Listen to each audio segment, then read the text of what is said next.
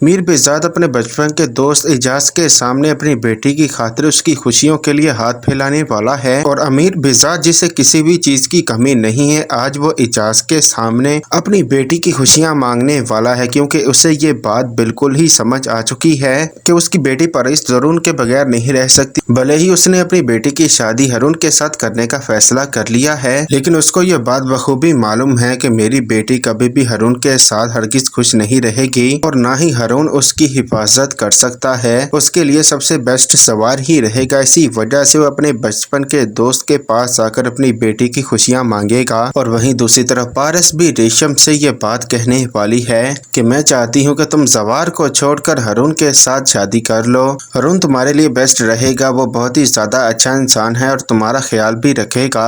और जवार तुमसे मोहब्बत नहीं करता, जवार मुझसे मोहब्बत करता है। मैं जवार से मोहब्बत करती हूँ। अगर जवार ने तुम्हारे साथ प्रेशर में आकर शादी कर भी ली तो कभी भी तुम उसे अपना नहीं पाओगी और ना ही वो तुमसे मोहब्बत कर पाएगा। तो ऐसे 4 जिंदगियां बर्बाद हो जाएंगी। अगर मेरी शादी भी हारून के साथ हो गई तो मैं भी उसे कभी भी अपना नहीं पाऊंगी। इसीलिए बेहतर तुम्हारे और मेरे लिए यही है। मैं चाहती हूँ कि तुम हारून के साथ शादी कर लो और मैं जवार के साथ शादी कर लूँ। जैसे ही रेशम पारस की ये बात सुनेगी वो बहुत ही ज्यादा हैरान और परेशान हो जाएगी। उसने ये एक्सपेक्ट नहीं किया था कि पारस उसे ऐसा भी कुछ कहेगी। अभी तो जवार को इस बारे में बिल्कुल भी मालूम नहीं है। जवार उसके साथ अपनी मोहब्बत का इजहार तो कर चुका है, लेकिन साथ में ये भी बोल चुका है कि वो पारस को अपना नहीं सकता। और साथ में वहीं दूसरी तरफ आप लोग ये भी देखेंगे कि आफ्ताब और शाहीन भी ये बात कर रहे होते हैं। आफ्ताब को ये बात बहुत ही ज्यादा खटक रही होती है कि कैसे मीरजात ने अपने बहनोई के कातिल को तो गिरफ्तार करवा दिया है, लेकिन